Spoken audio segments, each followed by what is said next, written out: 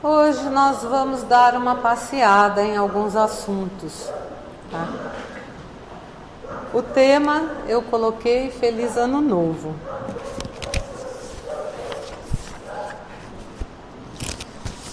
Na verdade, o desejo de ser feliz é inerente a todos os seres humanos, né? E o Espiritismo vem de uma forma muito delicada a auxiliar a gente na concretização dessa busca.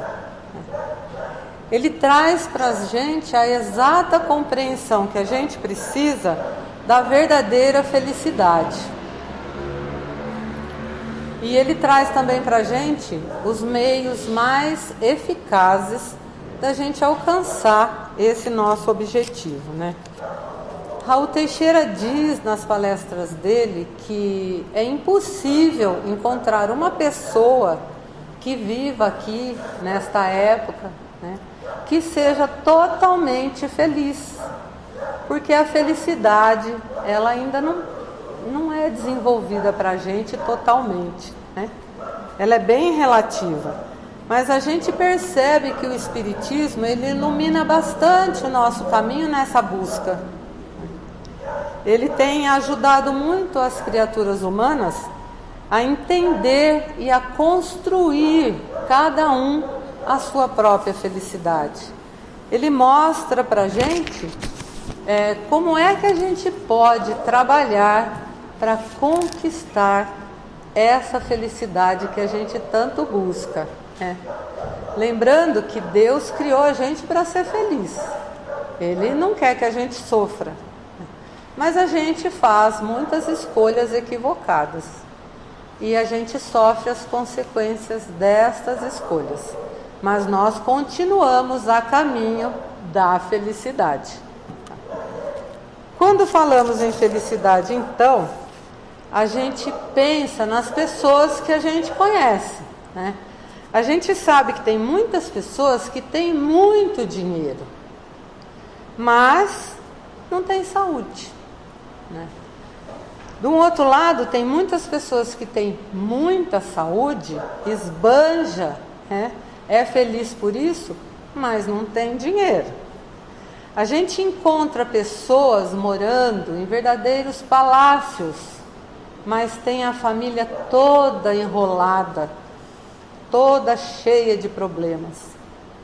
E a gente vê também pessoas que moram em casebres, né, que moram lá na favela e que por um motivo tão tosco se reúnem e são felizes, que curtem a felicidade.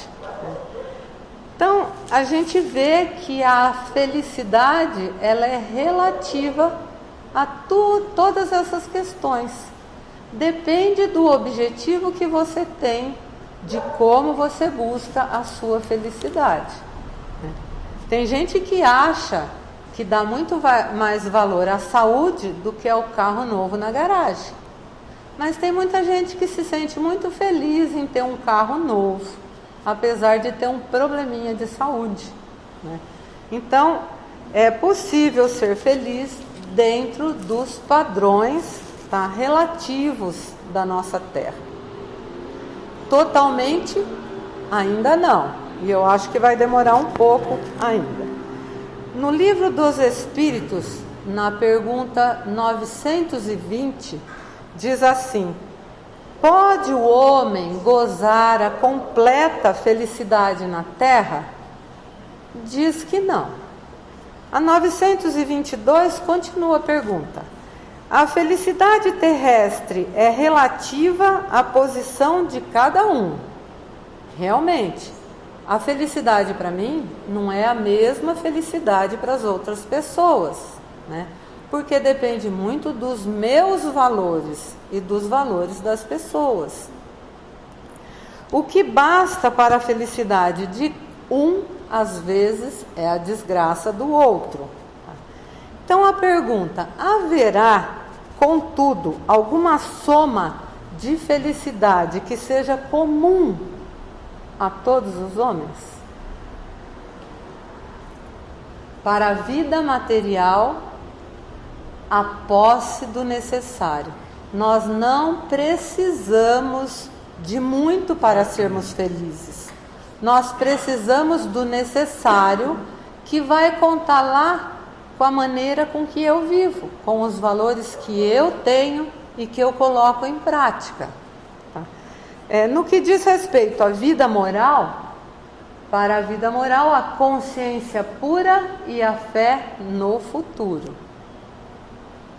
É o que a gente está fazendo, aprendendo, entendendo a doutrina e tentando colocar em prática tudo que nos é ensinado, certo? É que a gente nunca está feliz com nada, né? A gente nunca fica satisfeito completamente com as coisas que a gente vive.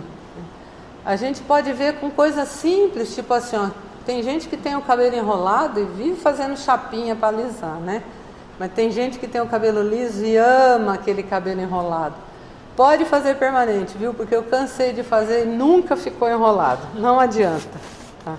Agora, à medida que a gente vai vivendo, que o tempo vai passando, a gente vai sentindo necessidade de reajustarmos as nossas metas, os nossos passos, tá? Então a gente vai vivendo, o tempo vai passando e uma hora a gente para e fala, pera, eu preciso recomeçar, eu preciso reajustar, né? Aquelas horas mais difíceis que a gente passa, na verdade, mostram pra gente como a gente é intimamente. Porque nas horas difíceis a gente consegue encontrar soluções que, se fosse em outra ocasião, talvez a gente não encontraria. A hora que a coisa pega, que fica muito difícil, que a água bate no umbigo, a gente sempre encontra uma saída. Mas em qualquer momento de crise que a gente tem, que nem a gente está passando agora pela pandemia, né? Graças a Deus, já mais da metade eu acho que já foi. A gente está passando também por catástrofes. A gente vê pela TV os nossos irmãos lá da Bahia sofrendo tudo aquilo. Perda, né? Perda de pessoas, de coisas materiais, ficando sem casa, vivendo todos numa comunidade que os acolheram, né? As inundações que não cessam, num canto, no outro canto, é um monte de ameaça que a gente passa. E tem duas maneiras da gente encarar tudo isso. Uma delas é a gente se prender por medo, né? Ter medo das ameaças, das crises e se fechar, né? Totalmente, ou mesmo pelo nosso próprio egoísmo, né? Não querer sair para não ter que ajudar ninguém, ficar preso dentro de casa, dentro do nosso mundinho. A outra forma da gente encarar tudo isso é nos motivarmos a descobrir uma saída para aquela preocupação que nos assola. Ou seja, a gente vai ter que abrir a nossa caixinha de ferramentas e pegar aquela ferramenta que você nunca usou e descobrir para que é que ela serve. Essas são as duas vertentes que a gente tem: parar, estacionar, ter medo ou encarar o problema com a intenção de resolver, de encontrar uma saída para ele. Diz ali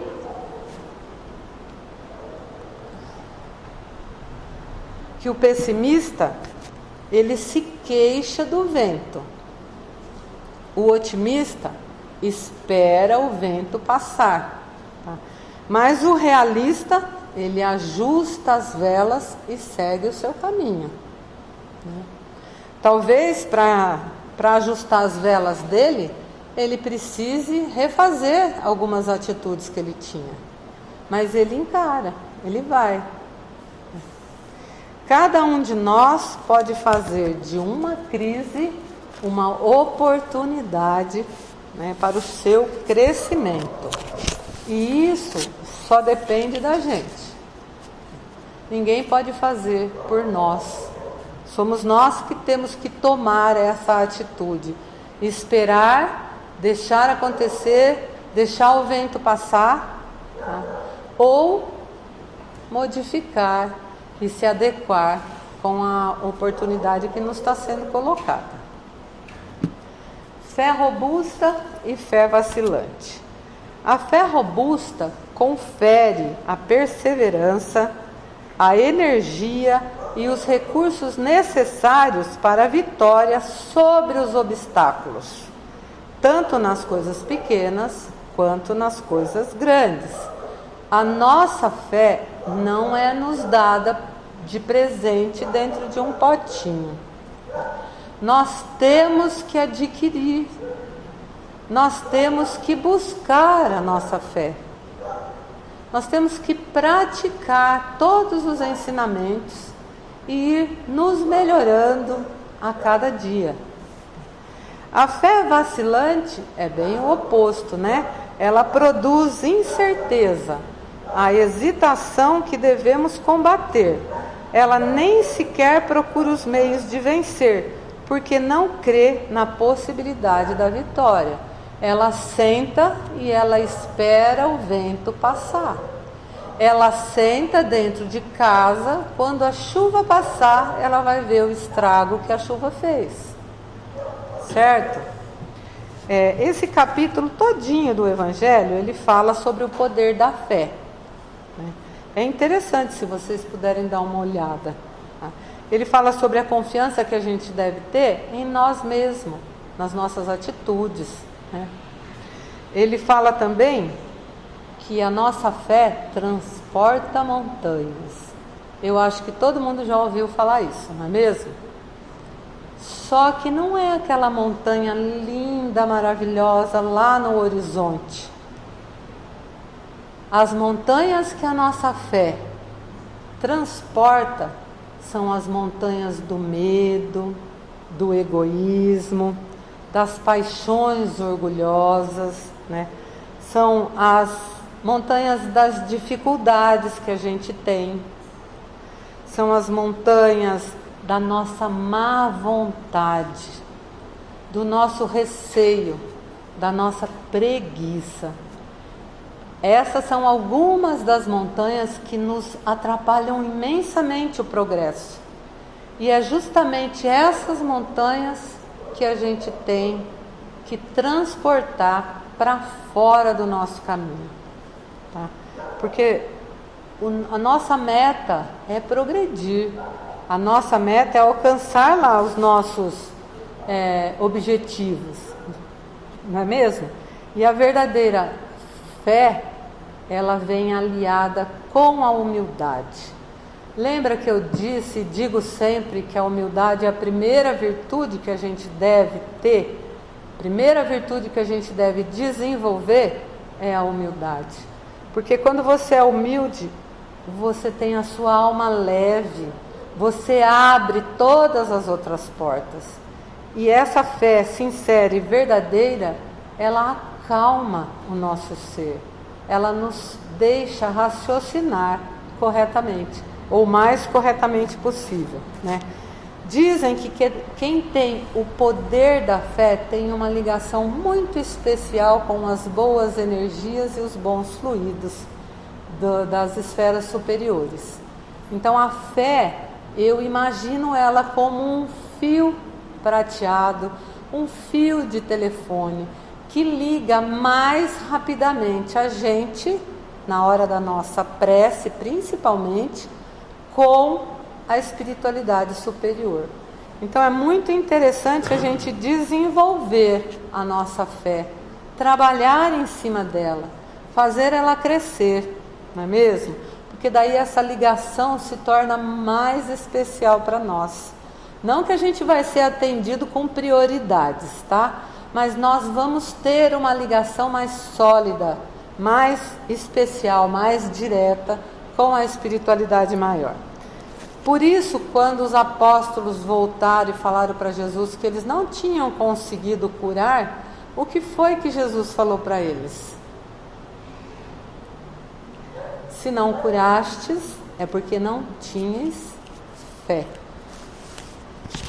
A fé Nós estamos dentro de uma casa de oração, falando em fé, e a ligação que a gente faz é a fé no Criador, a fé nas coisas do Evangelho, mas nós temos que ter fé na vida também, fé nas coisas que nós precisamos fazer. E esse poder da fé, ele nos traz muita segurança, e nós precisamos dessa segurança, porque se a gente fizer a primeira escolha e tiver medo de tudo, a gente não vai sair do lugar, gente. E o tempo, ele é muito rápido. Nós precisamos andar. Nós não podemos ficar marcando passo. O capítulo 19, que fala sobre a fé humana e a fé divina, ele também toca nesse assunto com muita delicadeza, tá? Fala tudo o que a gente precisa saber sobre a fé.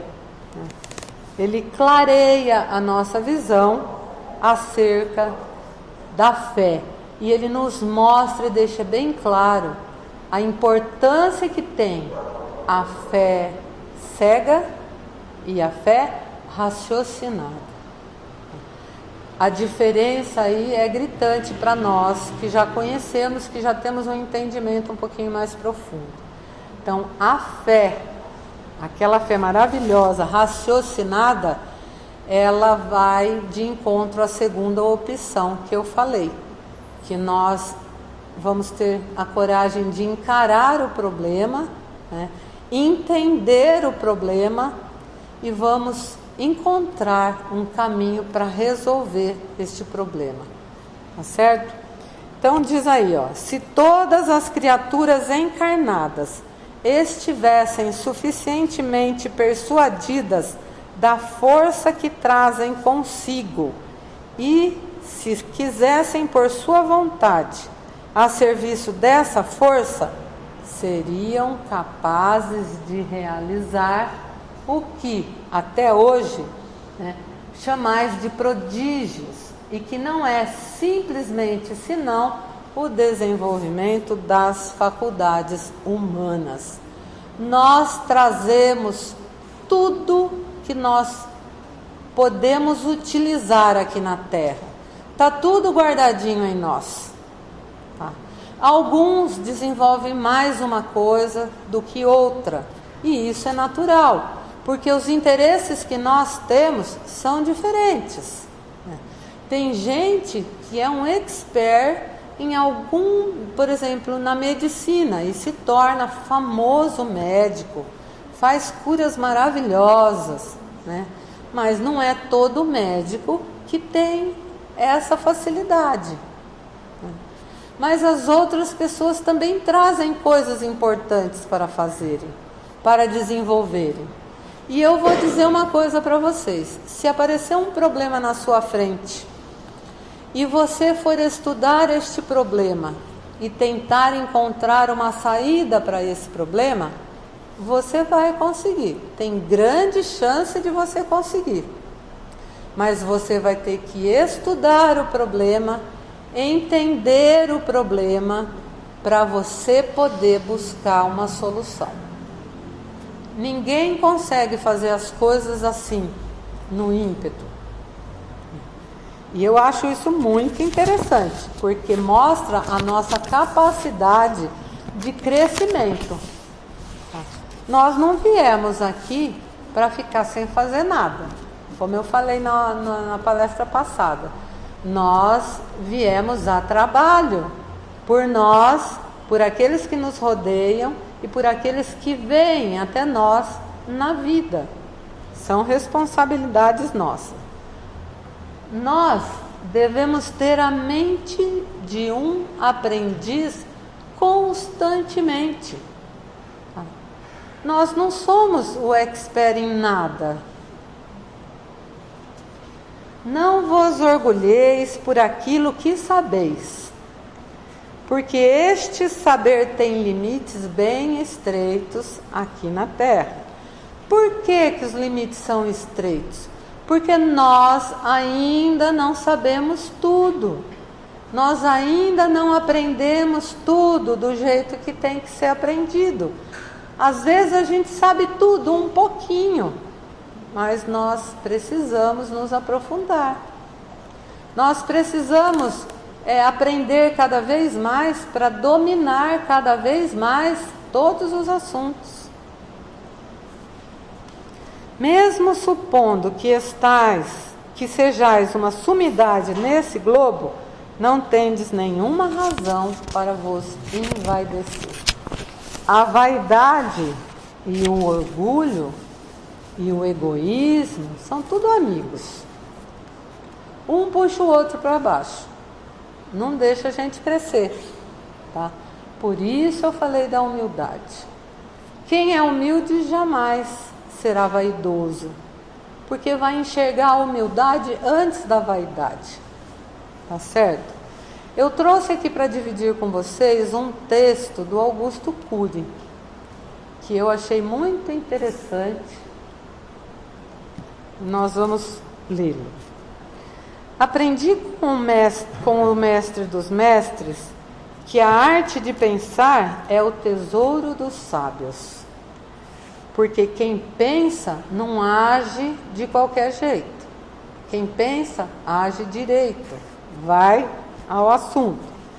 Aprendi um pouco mais a pensar antes de reagir, a expor e não a impor minhas ideias e a entender que cada pessoa é um ser único no palco da existência. Aprendi com o mestre da sensibilidade a navegar nas águas da emoção, a não ter medo da dor, a procurar um profundo significado para a vida e a perceber que nas coisas mais simples e anônimas se escondem os segredos da felicidade. Aprendi com o mestre da vida que viver é uma experiência única, belíssima, para nós não brevíssima, né? E por saber que a vida passa tão rápido, sinto necessidade de compreender minhas limitações e aproveitar cada lágrima, cada sorriso, cada sucesso e fracasso como uma oportunidade de crescimento. Aprendi com o mestre do amor que a vida sem amor é um livro sem letras, uma primavera sem flores, uma pintura sem cores. Aprendi que o amor acalma a emoção, tranquiliza o pensamento, incendeia a motivação, rompe obstáculos intransponíveis e faz da vida uma agradável aventura, sem tédio, sem angústia, sem solidão. Por tudo isso, Jesus se tornou para mim o mestre inesquecível. Eu acredito que a gente só vai conseguir pensar assim, ser assim, né? Descobrindo antes o verdadeiro sentido da humildade. Praticando com toda a sinceridade do seu coração essa humildade, né? Porque ser humilde, além de abrir todas as portas, vai nos permitir ver todas as oportunidades que estão sendo dadas para a gente. A gente é muito pequenininho ainda para pensar que a gente pode ser grande diante de outras pessoas. Nós somos todos irmãos, todos. Se eu não puder crescer, eu vou atrapalhar os outros também. E eu crescer sozinha, também não posso. Como que eu vou crescer e deixar um monte de irmão para trás? Eu não posso. Não sou eu que puxo eles, talvez sejam eles que me empurrem. A gente não sabe. Nós precisamos sim praticar a humildade, tá certo? E as outras coisas que vêm junto com ela. O tempo é apenas uma medida relativa de sucessão das coisas transitórias. A gente vive, aprende, erra, desencarna, volta, né? Isso é sucessivo, nós não sabemos quantas vezes ainda passaremos por essas experiências, vai depender da gente. A eternidade não é suscetível de medida alguma, do ponto de vista de duração. Para ela não há começo e nem fim, tudo lhe é presente. Eu li em algum lugar que séculos e séculos são menos que um segundo em relação à eternidade. Fiquei pensando com meus botões aqui, o que será a minha encarnação então? Né? Não dá nem tempo de piscar, gente. A diferença em tudo isso, em questão do tempo, está justamente no que é que eu faço com o tempo que eu tenho. O que é que cada um de nós faz com o tempo que tem. Tem gente que vai trabalhar, são 8 horas de trabalho, terminou o trabalho, ela desliga, vai para casa, deita, põe o pé para cima, não quer saber de mais nada, né? Não quer ler uma coisa diferente, não quer estudar um livro, não quer se aprofundar em nenhum assunto, não quer ajudar a esposa, tá? Não quer fazer uma tarefa da casa. A missão dele do dia ele já cumpriu. Só que o bônus hora que ele tinha que receber, ele já recebeu também, né? Depois ele não pode se queixar quando chegar lá na frente ficar faltando os centavos, as moedinhas. Lembra das moedinhas? De moeda em moeda a gente enche o cofrinho, né? Interessante é também, por exemplo, você pode, se você tiver que pedir um favor para uma pessoa, peça um favor para uma pessoa ocupada. Ela não vai esquecer do que você pediu. Se você pedir um favor para uma pessoa que tem o tempo livre, desocupada, no caso, ela vai esquecer. E você vai ficar sem o favor que você gostaria que ela te fizesse. A vontade é a maior das potências que nós temos. E às vezes a vontade depende do primeiro passo. É só você levantar e dar o primeiro passo. Lembra? Querer é poder. Se você quiser de verdade, levanta e dá o primeiro passo. Os outros vêm em consequência, tá? Do ano que se foi, teus pensamentos e vontades são a chave de teus atos e de tuas atitudes. Tá? São as fontes de atração e repulsão da sua jornada. Não reclames nem te faças de vítima. Antes de tudo, analisa e observa. Às vezes a gente perde tempo analisando e observando a vida alheia, vendo nas pessoas o que elas erram, o que não é certo diante dos seus olhos. A gente não pode esquecer que muitas das coisas que a gente vê errado nos outros é porque está errado em nós. Então não vamos fazer isso. Vamos analisar e observar a nós mesmos, com sinceridade, não buscando justificativas para as coisas que a gente erra, tá? A mudança está em nossas mãos. Reprograme tua meta, busque o bem e viverás melhor.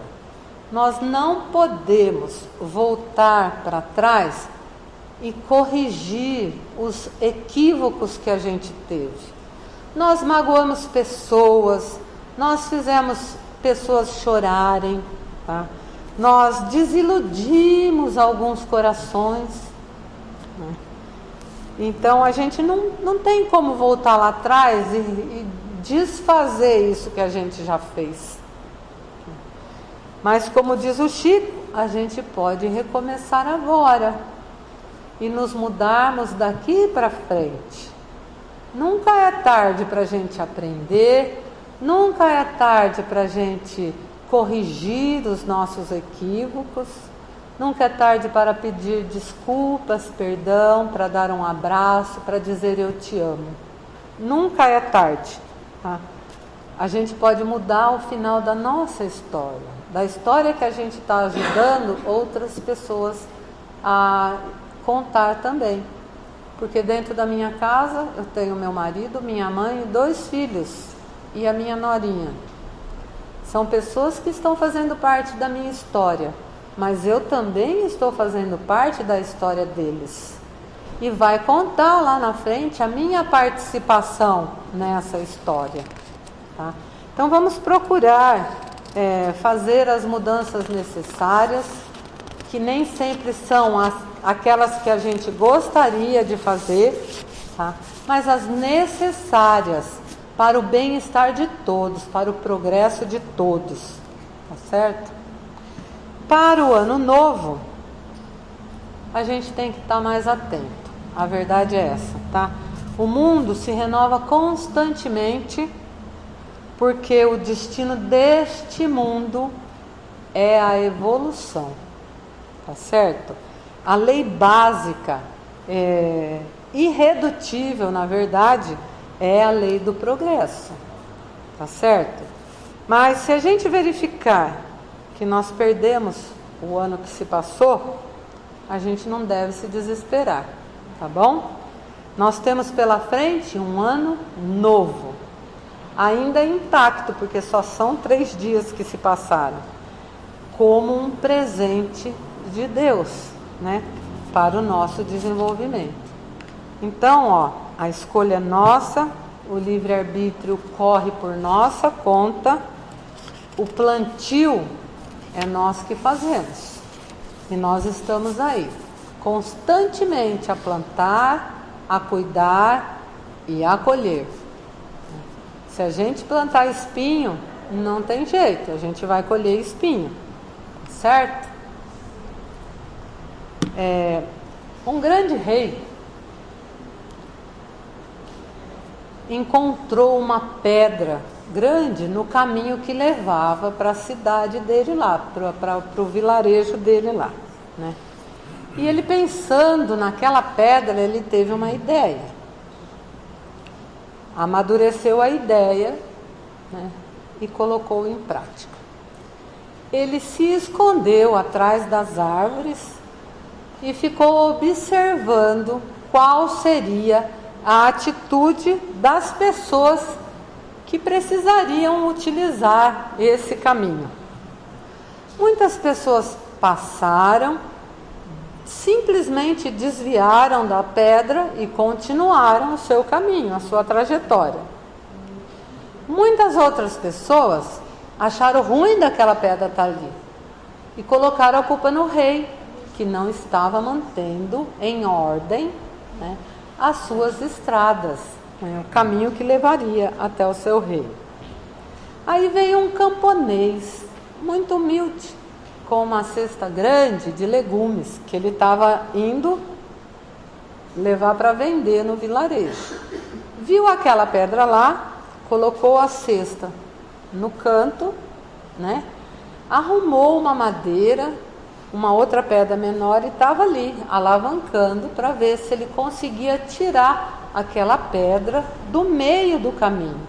Porque a pé você desviaria, mas se você tivesse de carroça não ia dar para desviar. E depois de muito sofrimento, coitado, ele estava sozinho, fez muita força, ele conseguiu fazer essa pedra rolar para fora do caminho. Aí ele pegou e voltou para pegar a cesta dele e continuar a sua caminhada.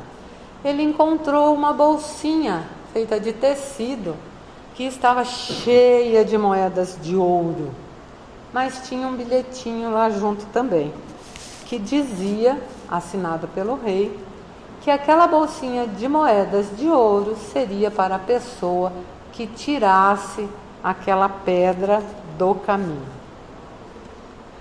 Na vida da gente aparecem muitos obstáculos, né?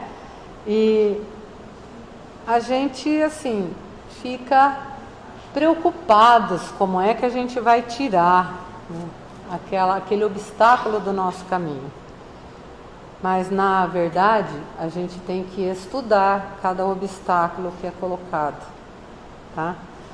E a gente tem que procurar tirar dele o melhor, ou seja, esse obstáculo é uma oportunidade da gente se melhorar e melhorar também a vida das pessoas que estão ao nosso redor. Esta pessoa retirou a pedra, para ele a próxima vez vai ficar mais fácil de passar por ali, mas ele melhorou a vida das pessoas que utilizavam aquela estrada também. Enquanto alguns reclamam, outros criam oportunidades, né? E através dos seus corações, do seu pensamento, ele vai lá e resolve o problema. Ele vai lá com muita generosidade no seu coração e retira a pedra do caminho, resolve o problema que lhe foi colocado. Que nós possamos ser assim, gente, neste ano, que ora começa para nós aqui na Casa de Oração, que para todos os momentos difíceis a gente não encare com medo, com receio, tá? Que nós tenhamos a clareza de aproveitar as oportunidades que Jesus nos dá, estudando, trabalhando, praticando, respeitando as pessoas que convivem conosco do nosso trabalho. Vamos aproveitar todas as oportunidades que nos são colocadas em nossa mão. Não vamos encarar como crise. Elas vêm com esse nome bonitinho, crise, né? Mas elas, na verdade, trazem escondidinho a outra palavra, oportunidade. Por mínimo que a gente consiga fazer para melhorar em cima dessa oportunidade, seja para nós, seja para as pessoas que estão conosco, é o que vai valer a pena para cada um de nós, tá certo? Então que este ano que seja, mas muito repleto de oportunidades. Se aparecer uma crise no meio, recebe ela, coloca ela em cima da mesa, observa ela, vê do que se trata, vê o que é que você pode fazer por ela. Às vezes as crises vêm trazidas por outras pessoas, que na verdade vêm como uma oportunidade para você ajudar, porque ela está pedindo socorro. Ela não tem condição, ela pede socorro. Então vamos analisar tudo que chegar na nossa mão, vamos analisar, tá bom? Obrigada.